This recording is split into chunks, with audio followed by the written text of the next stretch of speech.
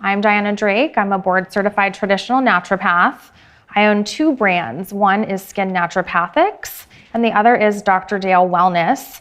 Dr. Dale Wellness, we have over 100 SKUs of homeopathic and herbal medicine formulas, mostly targeting hormone, thyroid, metabolic things, but we also have a lot of products. But that's kind of the root base of our line. And then my private practice is Diana Drake Natural Medicine. So today I want to talk about why. Why are teenagers having such painful cycles and bad acne? This is common, but not actually normal. Why are women skipping periods and having trouble conceiving? Why do women have ovarian cysts? Why all this stubborn weight gain, especially around menopause? Why do so many clients have elevated A1C and fasting glucose? And why do so many clients have elevated cholesterol levels? This is all metabolic dysfunction. This affects over 90% of Americans currently. So what exactly is metabolic dysfunction? This refers to a disruption or abnormality in the body's normal metabolic processes. These processes include how the body converts food into energy, how it stores energy, and how it manages nutrients like glucose or sugar, fats, and proteins. So in simple terms, it's when your body isn't handling energy properly, and this really affects our ATP cycle. This can lead to issues like insulin resistance. This is a key feature in type 2 diabetes, elevated blood sugar levels, abnormal cholesterol or triglyceride levels, increased fat storage, especially visceral fat around the organs, high blood pressure, chronic inflammation, and PCOS. Oh, look, I did put polycystic ovarian syndrome in there. This book really changed how I am running my practice. If you guys haven't heard of or read Good Energy by Dr. Casey Means, she really does a great job of explaining how all of these symptoms are related to metabolic dysfunction. And it's really not often properly diagnosed by Western medicine. So in females, these symptoms would include painful heavy periods, skipping periods, maybe they can't conceive, or if they can get pregnant, they can't carry it to term. There could be acne on the face and body, dark facial hair, especially in women, the spare tire or weight around the abdomen. They might be anxiety and depression prone and just have really bad PMS symptoms. And it's really important that we're looking at a specific hormone in the saliva test that I'll show you, which is androstenedione. So I used to allow people to bring me hormone tests in my practice, and now I don't even bother because I've never seen one person bring me androstenedione on a hormone test, and it's just such an important piece of the puzzle that we need to look at. And in males, it's a little harder to detect symptom-wise, but any young man with acne, stubborn belly fat, fatigue, even just the acne, that's a symptom that tells us we need to check metabolic function. So looking at that androstenedione level is a really important part of this. So what is androstenedione or excess androgens? Androstenedione is just an androgen or a type of testosterone. Doctors are not looking for elevated androgen levels. This really leaves patients confused as to why they have symptoms. So you might have a young woman come in, she's had her hormone test at the doctor, and maybe she's had a pelvic ultrasound and she's told she doesn't have cysts. So she thinks she doesn't have PCOS, but she has all the symptoms of PCOS. So what's going on here? You don't necessarily have to have the cysts to have all the symptoms of the metabolic dysfunction. So what we really want is to check clients properly using the Access Medical Labs Opendex Saliva. This is a 4-test tube test. You can get it direct through Access Medical Labs, or you can get it via Rupa Labs. And this is what we're getting. This is one of my own tests. And as you can see, this is much more robust than what Western medicine is giving us in regards to hormone testing. Overall, you get the out of range summary. We look at all the estrogens, DHEA, testosterone, DHT, all the cortisol, melatonin, 17-OHP. You also get a cortisol graph. This is really important because if I go get my blood drawn at the doctor at 3 p.m., and that's when they take cortisol, that doesn't really tell me what's going on the rest of the day. Luckily, my cortisol is pretty in range here because I work on it a lot. But this is important to see, and especially to be able to show clients where their cortisol is off. So with this test, you're getting, as you can see, the squares are the 4 times or data points of the cortisol map.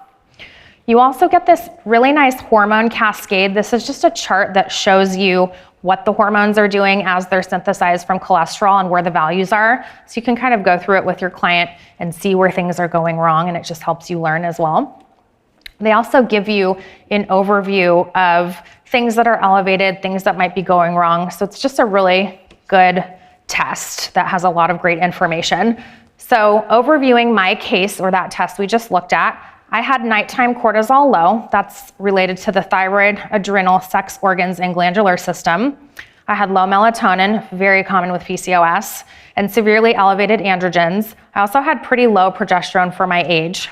Just also FYI, historically, I had very high cholesterol. It was at 585 total lipids when I was first tested in 5th grade, and this was after my mother's first heart attack. They just said, we should check your daughter. And I was just told this was a genetic problem that I inherited from my mother. So at age 11, I started taking a statin drug. I stopped at age 23 when my mother passed away from her second heart attack. At that time, she had perfectly in-range cholesterol from taking a statin drug. My conclusion, statin drugs don't prevent you from having a heart attack. Elevated cholesterol and inflammatory markers are not a cardiovascular issue. They are a metabolic issue that then cascades into a cardiovascular issue. So going back to my hormone tests, at age 33, I discovered and self-diagnosed myself with PCOS with a saliva test from working with Dr. Dale. I had painful periods. I had bad PMS, and I'm talking bad, like I thought I was going to throw up every time. I sometimes bedridden, especially when I was a teenager. I had the dark facial hair, really heavy periods, and horrible acne as a teenager on my face and body, which I just, at the time, just got on birth control, not knowing that that was bad. So the Dr. Dale protocol for PCOS I got on at the time. I did a heavy detoxification protocol every 3 months for 2 years using our Dr. Dale whole body detox kit. I took our hepatic glutathione pathway that keeps that HGP open so that you can detox heavy metals, and it's also great for working on inflammation and making sure your C-reactive protein and homocysteine levels stay in range. I also took our NAC Pro. So the etymology of the word N-acetylcysteine contains the word cyst. So NAC is great for any sort of cystic condition in the body. I also took our Colest formula, and then our progesterone formula, which is homeopathic, no actual progesterone in there. And then after 2 years, I felt a lot better. I no longer had to take pain reliever on my period. My PMS and period symptoms were now closer to a 3 out of 10, much more manageable. The dark facial hair really reduced significantly, and I was now helping other women with PCOS and menstrual irregularity. But something was still missing. Until I read this book, I didn't really understand insulin resistance as the root cause of all these things. So this is why I love this book and why it kind of brings all these concepts home and together. So I realized, okay, it's time to start looking at my own blood sugar. So at the time when I finally checked this, my A1C was at a 5.6, which technically is not flagged according to Western medicine. I was right there below pre-diabetic. They just tell you, oh, just don't eat as much sugar. My fasting blood sugar was 110, pretty high. Also strange, and I didn't realize this was related, but I had burning and watering eyes several times a week. I didn't know if it was dry eyes or allergies. I later found out that this is related to blood sugar handling. So I was missing a huge piece of the puzzle. I was treating my cholesterol, I was treating my progesterone, I was treating my hormones, I was detoxing, but I wasn't looking at this blood sugar and metabolic dysfunction at the core. Insulin resistance can contribute to elevated cholesterol, elevated inflammatory markers, that would be homocysteine and highly sensitive C-reactive protein, stubborn belly fat. You just can't lose weight no matter what you do. Weight gain during menopause is huge because as our estrogens drop for some sick reason, thank you God, our insulin resistance goes up. And then too high or too low of insulin levels and low energy levels. So this is the new protocol we now have available for working on metabolic dysfunction that I tested on myself. I actually recently, well, not recently, maybe a year and a half ago, created Berberine Pro. You would take 1 to 2 caps with every meal. You would use this when A1C and glucose are elevated, weight gain during menopause, stubborn belly fat, or just general insulin resistance. This contains berberine HCl. This helps balance blood sugar by improving insulin sensitivity, reducing glucose production in the liver and enhancing glucose uptake in the cells. Grapeseed extract helps balance blood sugar by improving insulin sensitivity, reducing oxidative stress, and supporting healthy blood vessel function, which can aid in glucose metabolism. L-lipoic acid helps balance blood sugar by enhancing insulin sensitivity, supporting glucose uptake in the cells, and reducing oxidative stress linked to high blood sugar levels. Methylfolate supports insulin sensitivity by reducing homocysteine levels, improving endothelial function, and aiding in methylation processes that influence glucose metabolism and inflammation. And all of our products are in vegetarian capsules with no filler, no megstearate, any of that stuff. Now, if you are younger and you also have acne going on with the PCOS or the elevated androstenedione, we would use hormonal breakouts. This is a skin naturopathics formula, and it's very adjustable. It's 1 to 4 capsules with every meal. So this contains myo-inositol. This is the #1 recommended supplement that any woman be on that has PCOS. This really improves insulin sensitivity, hormone balance, and ovulation in PCOS. We have N-acetylcysteine to boost glutathione, improve insulin resistance, and reduce inflammation. Quercetin as an anti-inflammatory. It helps reduce androgens and insulin resistance. DIM to support estrogen metabolism and may reduce acne and hormonal imbalance. Polycosanol, this supports lipid balance and may improve cardiovascular markers in metabolic dysfunction. And zinc, this helps reduce acne, regulate hormones, and support insulin function. So it really is an overall PCOS formula that will help if you're breaking out. I have a ton of younger women that aren't necessarily breaking out that I will put this on as well, just because all the ingredients are so targeted for PCOS. It also contains berberine to improve insulin sensitivity, blood sugar, and lipids, Vitex to balance hormones and support menstrual regularity, white peony to lower androgens and support fertility, resveratrol reduces inflammation and lowers testosterone, curcumin, also anti-inflammatory and insulin sensitizing, reishi mushroom to support adrenal health and immune balance, black cohosh, hormonal support, especially for cycle regulation, spearmint helps reduce testosterone, dandelion root for liver support, milk thistle for liver support, and nettles is an anti-androgenic and anti-inflammatory. I also have Colest. This contains vitamin B3. This is a flush-free niacin. It helps lower LDL and triglycerides while raising HDL. This contains red yeast rice extract as well. This is basically a natural statin. This is what they isolate from to make statin drugs. It reduces LDL and total cholesterol. I'm not 100% how to pronounce this one. I'm just gonna say Google. Google? Does anybody know how to pronounce this? Google, okay, just like the website. So this supports LDL reduction and may improve lipid metabolism. We have inositol, another niacin form, improves lipid profile without flushing. Phosphatidylcholine, okay, someone help me with this one. Phosphatidylcholine, thank you. Aids fat metabolism and supports healthy bile for cholesterol breakdown. Hawthorn berry, this is a great one for any sort of cardiovascular anything. This improves circulation and may help lower LDL. We have CoQ10 to support heart health and offset statin-related CoQ10 depletion. Curcumin, anti-inflammatory, and reduces LDL and triglycerides. And we also have polycosanol in here, which helps lower LDL and raise HDL naturally. Our whole body detoxification kit has 4 products that form this kit. So the first one of these is Kidney Pro. You'll take 3 caps 3 times a day with meals. There's a lot of stuff in here. I'm gonna go through it all though. Cinnamon bark, anti-inflammatory, supports blood sugar control and eases kidney load. Borage leaves, mild diuretic and anti-inflammatory. It supports urinary flow. Cedar leaves, traditionally used for cleansing and mild diuretic effects. Damiana leaf, mild diuretic and urinary tract tonic to support detox. Lychee fructus or goji berry, antioxidant rich, protects the kidneys from oxidative stress. Red raspberry is a mild diuretic and anti-inflammatory, also supports urinary tract health, and wild rose root, traditionally used for its cleansing and diuretic properties. We also have cloves. It's a strong antioxidant, protect kidney tissue from damage. Fenugreek supports blood sugar balance and reduces kidney damaging inflammation.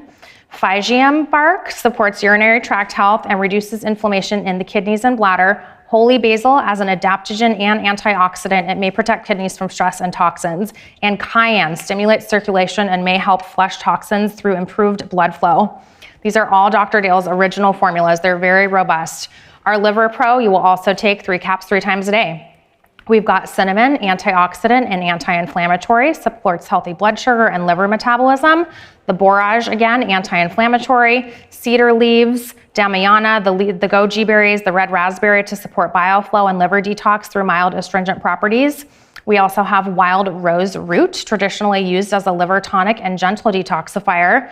Cloves for antioxidant, fenugreek to improve liver enzyme function and support fat metabolism. Phygeum bark, anti-inflammatory, holy basil as an adaptogen again, and cayenne. Some of these have repetitive ingredients because you can also take these individually just to support the organ system, but all together we use it as a detox. Whole Body Immune Pro, again, 3 caps 3 times a day. So as you can see, you're taking 3 Liver Pro, 3 Kidney Pro, 3 Whole Body Immune Pro. It's a big protocol, but you're getting so many things done with all of these incredible herbs. This has burdock. This is a blood purifier and liver detoxifier. It boosts immune response. Bupparum root supports liver detox pathways.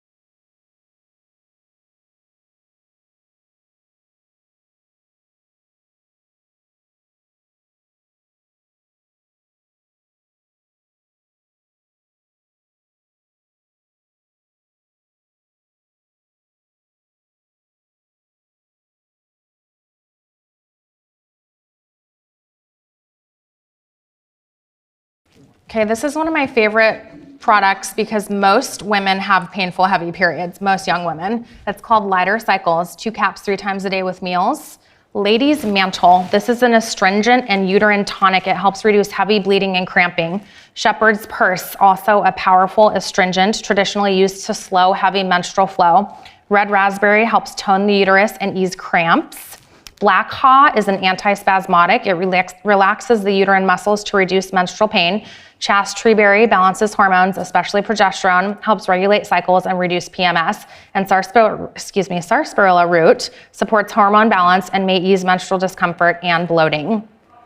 Also, just as a rule, every woman needs iodine. Really, every body needs iodine, but especially women because of our breast tissue and thyroid. When we take iodine, we kick out the fluoride, bromine, and glyphosate out of our glandular receptor sites, especially in our breast and thyroid. We provide proper fuel and nutrition for the thyroid. And research suggests that iodine plays a supportive role in breast health and possibly reducing breast cancer risk. And you know that's all I'm allowed to say, but you know what I mean. Okay, so the new PCOS protocol that I was taking was Liver Pro, Colon Pro, Kidney Pro, Whole Body Immune Pro, the detox. I did heavy metal detoxification. I got on iodine. I put both here because you could do either liquid or we have a capsule that's stronger. I took Colest, hepatic glutathione pathway. I was on Lighter Cycles. I did a round of RoseGuard and hormonal breakouts, which I still take to this day, as well as Candida Ease to just clear everything out. Plus, new from progesterone, and then the N-acetylcysteine, our NAC Pro.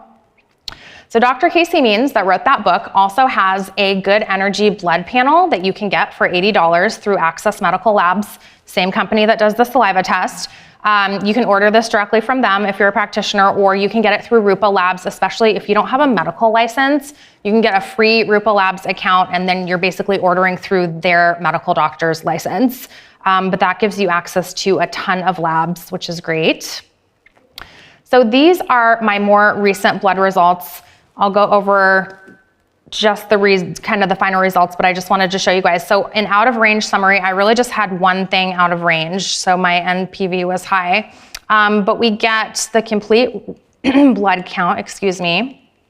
We're looking at general chemistry. I wanted to show you guys the important part, which is the hemoglobin A1C at the bottom here. See, it's a 4.9. It was a 5.6. That's pretty significantly down. Insulin.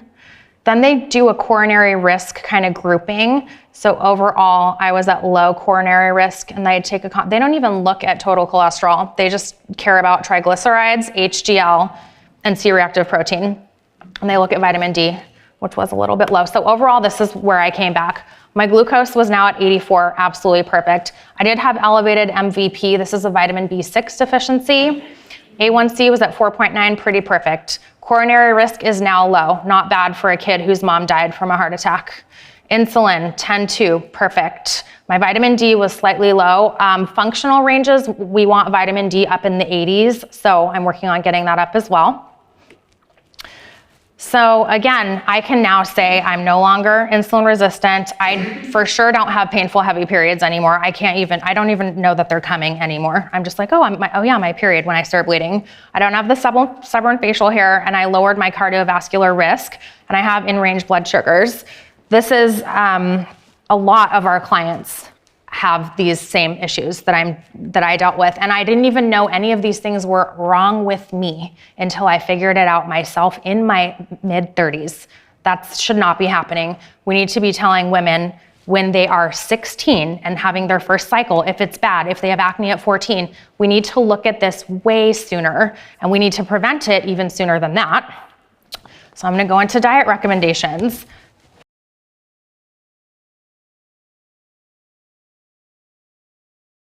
Okay, general diet recommendations for unexplained weight gain, gaining weight during menopause, insulin resistance, and PCOS. I'm gonna tell you that I recently started digging into eating right for your blood type, and I'm very excited about that. So I feel like I have to tell you guys that the best thing to do is cross-reference what I'm saying with eating right for your blood type, because I just think the science behind it is really great. And it makes sense to me because most of the clients, that I put on this diet, they lose weight. But there's that like 25% that just doesn't budge, and I'm like, what the heck is going on? And I think it's the blood type thing. Because most of us are O blood type. Does everybody here know your blood type? Does anybody here know they're an O? Okay, and then who doesn't know their blood type? Okay, who's A? B? Do we have any AB? Okay, just one. See, the most rare blood type. It's like 3%. Well, it's because I read that book. Okay, so general diet recommendations that I make are what I have deemed the organic caveman with high fat, or the healthy keto diet. We want to 100% avoid sugar.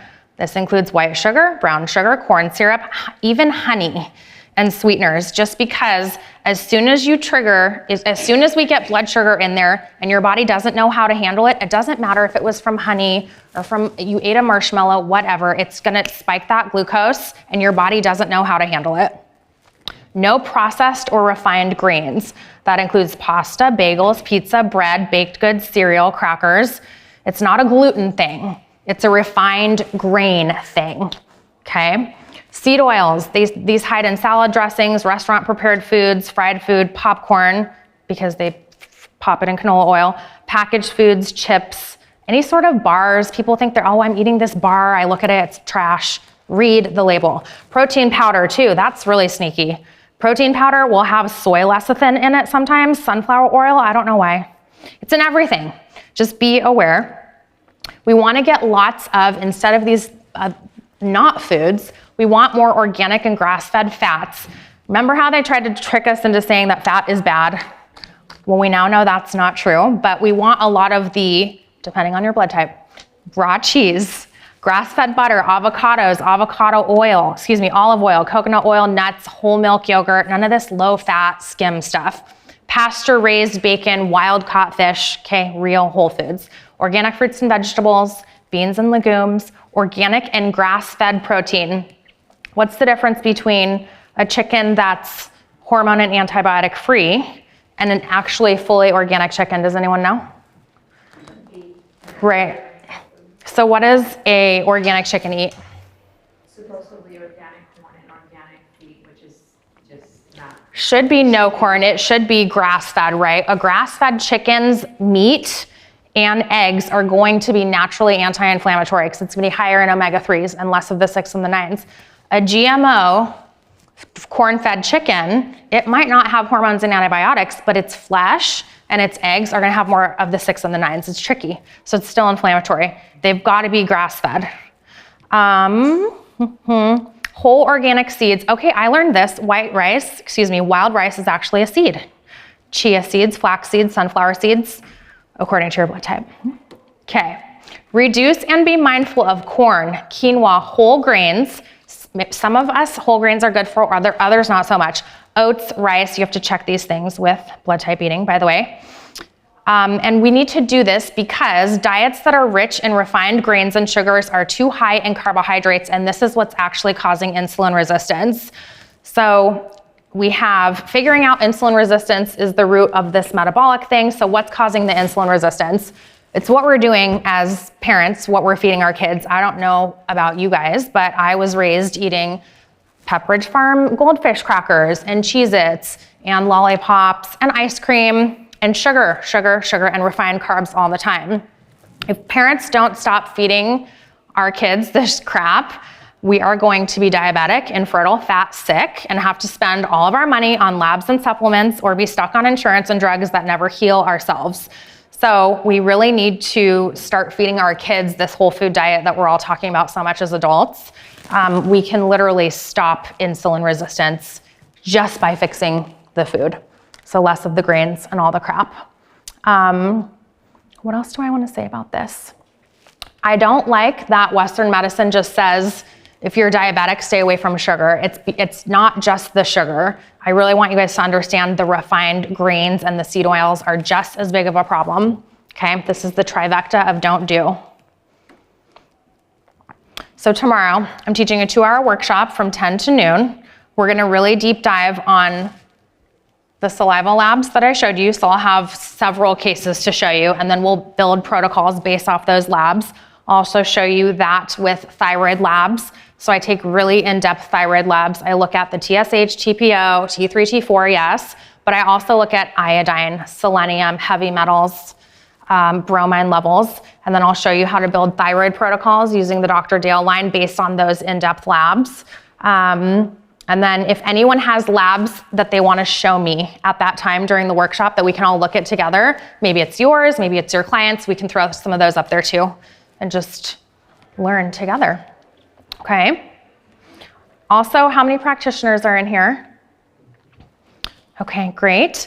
Any practitioners that want to learn how to read advanced hormone labs and design protocols? It's going to take more than just a 2-hour workshop. But we have a Dr. Dale certification program now that you can do online. So you can become a certified practitioner, and we really deep dive on all of those things. If you want to learn how to read advanced thyroid labs and design protocols, that will help as well. I also have a really great, class within that certification on how to read standard CBC labs and understand their meaning, and then how to prescribe Dr. Dale recommendations based on that. And I also do business coaching if you need help setting up your practice, taxes, software, point of sale, brands, getting customers, hitting goals, all of that stuff. We will be at booth 92. You can also contact me via email, hello@dmdnaturalmedicine.com, or Nellie right here, my fabulous salesperson. Raise your hand, Nellie. Okay, that's it. You guys, I went really fast.